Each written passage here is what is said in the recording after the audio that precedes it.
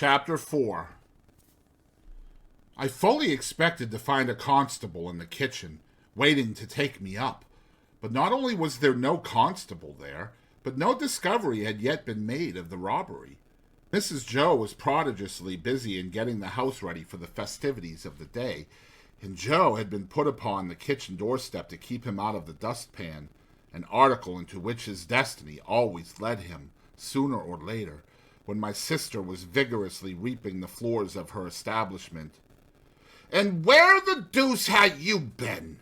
was Mrs. Joe's Christmas salutation when I and my conscience showed ourselves. I said I had been down to hear the carols. "Ah, well," observed Mrs. Joe, "you might have done worse." Not a doubt of that, I thought. "Perhaps if I weren't a blacksmith's wife, and what's the same thing, a slave with her apron never off, I should have been to hear the carols," said Mrs. Joe.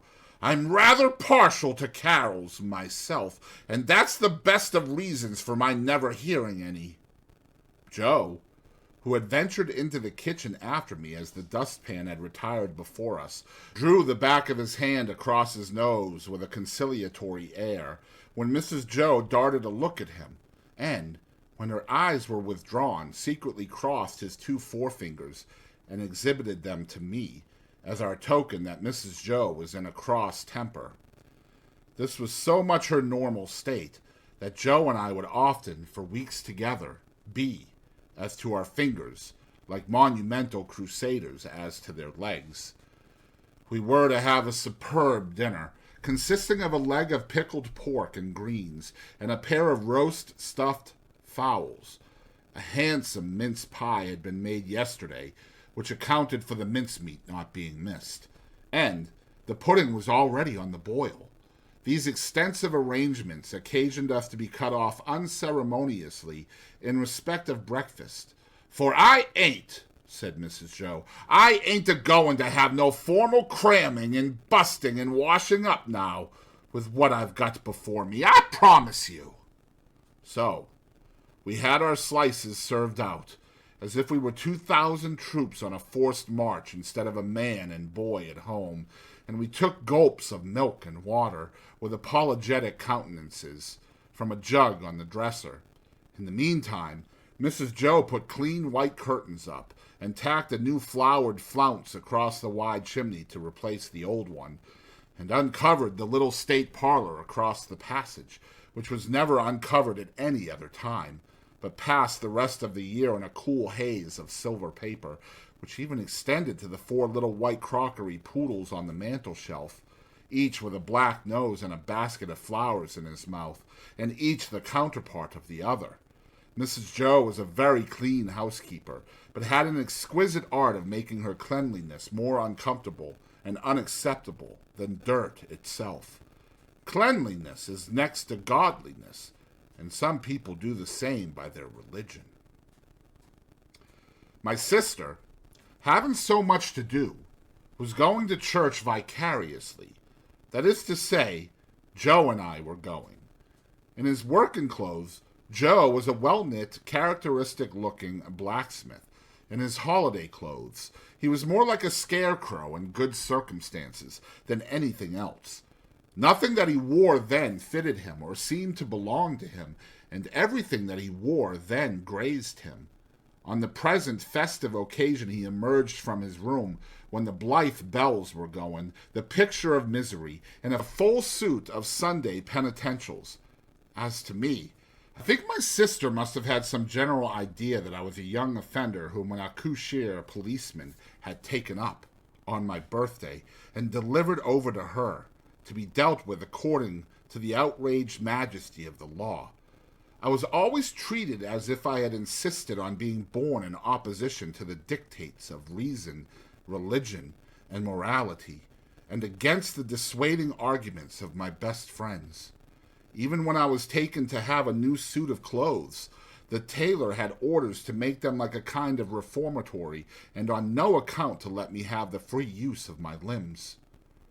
Joe and I, going to church, therefore, must have been a moving spectacle for compassionate minds.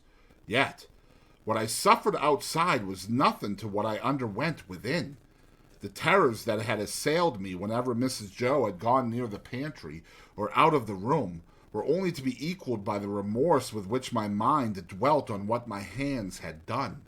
Under the weight of my wicked secret, I pondered whether the church would be powerful enough to shield me from the vengeance of the terrible young man if I divulged to that establishment.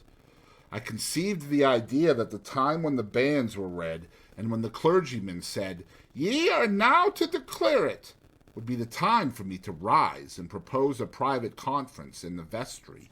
I am far from being sure that I might not have astonished our small congregation by resorting to this extreme measure, but for its being Christmas Day and no Sunday. Mr. Wopsle, the clerk at church, was to dine with us, and Mr. Hubble, the wheelwright, and Mrs. Hubble, and Uncle Pumblechook, Joe's uncle, but Mrs. Joe appropriated him, who was a well-to-do corn chandler in the nearest town, and drove his own chaise cart. The dinner hour was 1:30. When Joe and I got home, we found the table laid, and Mrs. Joe dressed, and the dinner dressing, and the front door unlocked. It never was at any other time for the company to enter by, and everything most splendid, and still not a word of the robbery. The time came without bringing with it any relief to my feelings, and the company came. Mr. Wopsle, united to a Roman nose and a large, shining, bald forehead, had a deep voice which he was uncommonly proud of. Indeed, it was understood among his acquaintance that if you could only give him his head, he would read the clergyman into fits. He himself confessed that if the church was thrown open, meaning to competition, he would not despair of making his mark in it. The church not being thrown open, he was, as I have said, our clerk, but he punished the amens tremendously, and when he gave out the psalm, always giving the whole verse, he looked all around the congregation first, as much as to say, "You have heard my friend overhead. Oblige me with your opinion of the style." I opened the door to the company, making believe that it was a habit of ours to open that door, and I opened it first to Mr. Wopsle, next to Mr. and Mrs. Hubble, and last of all to Uncle Pumblechook. N.B. I was not allowed to call him uncle, under the severest penalties. "Mrs. Joe," said Uncle Pumblechook, a large, hard-breathing, middle-aged, slow man, with a mouth like a fish, dull, staring eyes, and sandy hair standing upright on his head, so that he looked as if he had just been all but choked, and had that moment come to. "I have brought you, as the compliments of the season, I have brought you, Mum, a bottle of sherry wine, and I have brought you, Mum, a bottle of port wine." Every Christmas Day he presented himself as a profound novelty, with exactly the same words, and carrying the two bottles like dumbbells. Every Christmas Day Mrs. Joe replied as she now replied, "Oh, Uncle Pumblechook, this is kind." Every Christmas Day he retorted, as he now retorted, "It's no more than your merits. And now are you all bobbish? And how's 6 penn'orth of halfpence?" Meaning me. We dined on these occasions in the kitchen, and adjourned for the nuts and oranges and apples to the parlor, which was a change very like Joe's change from his working clothes to his Sunday dress. My sister was uncommonly lively on the present occasion, and indeed was generally more gracious in the society of Mrs. Hubble than in any other company. I remember Mrs. Hubble as a little curly, sharp-edged person in sky blue, who held a conventionally juvenile position because she had married Mr. Hubble, I don't know at what remote period, when she was much younger than he.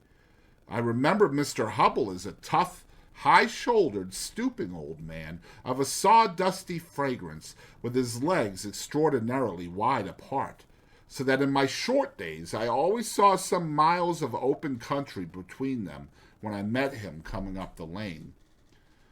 Among this good company I should have felt myself, even if I hadn't robbed the pantry, in a false position, not because I was squeezed in at an acute angle of the tablecloth, with the table in my chest and the pumbal chooky and elbow in my eye, nor because I was not allowed to speak. I didn't want to speak. Nor because I was regaled with the scaly tips of the drumsticks of the fowls, and with those obscure corners of pork of which the pig, when living, had had the least reason to be vain. No, I should not have minded that, if they would only have left me alone. But they wouldn't leave me alone. They seemed to think the opportunity lost, if they failed to point the conversation at me, every now and then, and stick the point into me. I might have been an unfortunate little bull in a Spanish arena. I got so smartingly touched up by these moral goads. It began the moment we sat down to dinner. Mr. Wopsle said grace with theatrical declamation, as it now appears to me, something like a religious cross of the ghost in Hamlet with Richard III, and ended with the very proper aspiration that we might be truly grateful. Upon which my sister fixed me with her eye, and said, in a low, reproachful voice, "Do you hear that? Be grateful." "Especially," said Mr. Pumblechook, "be grateful, boy, to them which brought you up by hand." Mrs. Hubble shook her head, and contemplating me with a mournful presentiment that I should come to no good, asked, "Why is it that the young are never grateful?" This moral mystery seemed too much for the company, until Mr. Hubble tersely solved it by saying, "Naturally vicious." Everybody then murmured, "True," and looked at me in a particularly unpleasant and personal manner. Joe's station and influence were something feebler, if possible, when there was company than when there was none. But he always aided and comforted me when he could, in some way of his own, and he always did so at dinner-time by giving me gravy, if there were any. Being plenty of gravy today, Joe spooned into my plate, at this point, about half a pint. A little later on in the dinner, Mr. Wopsle reviewed the sermon with some severity, and intimated, in the usual hypothetical case of the church being thrown open, what kind of sermon he would have given them. After favoring them with some heads of that discourse, he remarked that he considered the subject of the day's homily ill chosen, which was the less excusable, he added, when there were so many subjects going about. "True again," said Uncle Pumblechook. "You've hit it, sir. Plenty of subjects going about. For them that know how to put salt upon their tails, that's what's wanted. A man needn't go far to find a subject if he's ready with his salt box." Mr. Pumblechook added after a short interval of reflection, "Look at pork alone. There's a subject. If you want a subject, look at pork." "True, sir. Many a moral for the young," returned Mr. Wopsle, and I knew he wasn't going to lug me in before he said it. "Might be deduced from the text." "Listen to this," said my sister to me, in a severe parenthesis. Joe gave me some more gravy. "Swine," pursued Mr. Wopsle, in his deepest voice, and pointing his fork at my blushes, as if he were mentioning my Christmas name. "Swine were the companions of the prodigal. The gluttony of swine is put before us as an example to the young." I thought this pretty well in him, who had been praising up the pork for being so plump and juicy. "What is detestable in a pig is more detestable in a boy." "Or girl," suggested Mr. Hubble. "Of course, or girl, Mr. Hubble," assented Mr. Wopple, rather irritably. "But there is no girl present." "Besides," said Mr. Pumblechook, turning sharp on me, "think what you've got to be grateful for.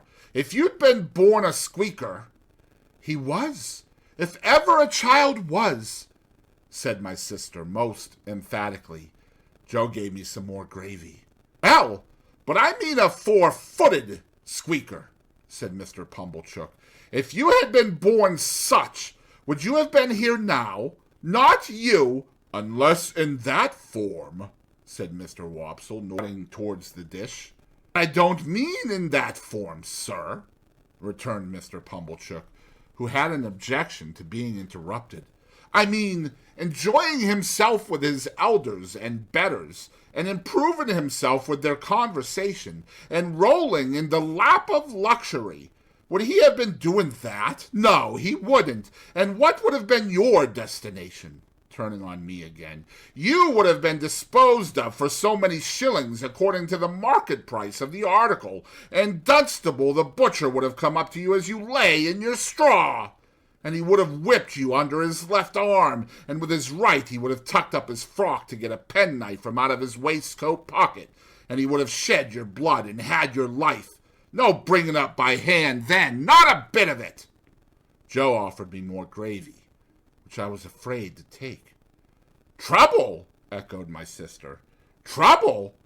And then entered on a fearful catalogue of all the illnesses I had been guilty of, and all the acts of sleeplessness I had committed, and all the high places I had tumbled from, and all the low places I had tumbled into, and all the injuries I had done myself, and all the times she had wished me in my grave, and I had contumaciously refused to go there.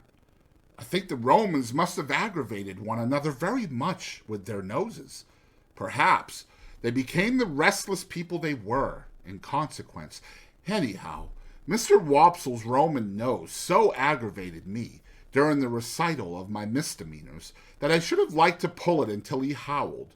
But all I had endured up to this time was nothing in comparison with the awful feelings that took possession of me when the pause was broken which ensued upon my sister's recital, and in which pause everybody had looked at me, as I felt painfully conscious, with indignation and abhorrence. Yet, said Mr. Pumblechook, leading the company gently back to the theme from which they had strayed, pork, guarded as biled, is rich too, ain't it? Have a little brandy, uncle, said my sister. Oh, heavens, it had come at last. He would find it was weak. He would say it was weak, and I was lost.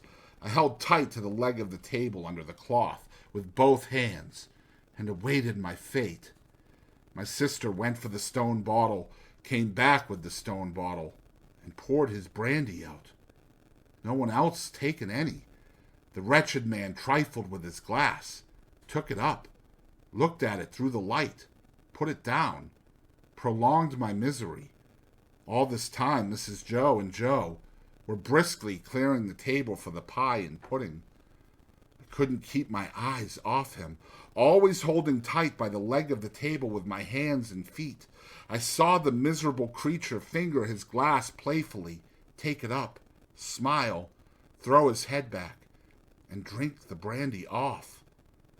Instantly afterwards, the company was seized with unspeakable consternation, owing to his springing to his feet, turning round several times in an appalling spasmodic whooping cough dance, and rushing out the door. He then became visible through the window, violently plunging and expectorating, making the most hideous faces, and apparently out of his mind. Held on tight, while Mrs. Joe and Joe ran to him. I didn't know how I had done it, but I had no doubt I had murdered him somehow. In my dreadful situation, it was a relief when he was brought back, and surveying the company all round, as if they had disagreed with him, sank down into his chair with the one significant gasp. Tar! I had filled up the bottle from the tar-water jug. I knew he would be worse by and by. I moved the table, like a medium of the present day, by the vigor of my unseen hold upon it. Tar! Cried my sister in amazement. Why, how ever could tar come here? But Uncle Pumblechook, who was omnipotent in that kitchen, wouldn't hear the word, wouldn't hear of the subject, imperiously waved it all away with his hand, and asked for hot gin and water. My sister, who had begun to be alarmingly meditative, had to employ herself actively in getting the gin, the hot water, the sugar, and the lemon peel, and mixing them. For the time being, at least, I was saved. I still held on to the leg of the table, but clutched it now with the fervor of gratitude. By degrees, I became calm enough to release my grasp and partake of pudding. Mr. Pumblechook partook of pudding. All partook of pudding. Course terminated, and Mr. Pumblechook had begun to beam under the genial influence of gin and water. I began to think I should get over the day, when my sister said to Joe, "Clean plates. Cold." I clutched the leg of the table again immediately, and pressed it to my bosom as if it had been the companion of my youth and friend of my soul. I foresaw what was coming, and I felt that this time I really was gone. "You must taste," said my sister, addressing the guests with her best grace. "You must taste, to finish with, such a delightful and delicious present of Uncle Pumblechook's." "Must they? Let them not hope to taste it." "You must know," said my sister, rising, "it's a pie, a savory pork pie." The company murmured their compliments. Uncle Pumblechook, sensible of having deserved well of his fellow creatures, said, quite vivaciously, all things considered, "Well, Mrs. Joe, we'll do our best endeavors. Let us have a cut at this same pie." My sister went out to get it. I heard her steps proceed to the pantry. I saw Mr. Pumblechook balance his knife. I saw a reawakening appetite in the Roman nostrils of Mr. Wopsle. I heard Mr. Hubble remark that a bit of savory pork pie would lay atop of anything you could mention, and do no harm. And I heard Joe say, "You shall have some, Pip." I have never been absolutely certain whether I uttered a shrill yell of terror, merely in spirit, or in the bodily hearing of the company. I felt that I could bear no more, and that I must run away. I released the leg of the table, and ran for my life. But I ran no farther than the house door, for there I ran head foremost into a party of soldiers with their muskets, one of whom held out a pair of handcuffs to me, saying, "Here you are! Look sharp! Come on!"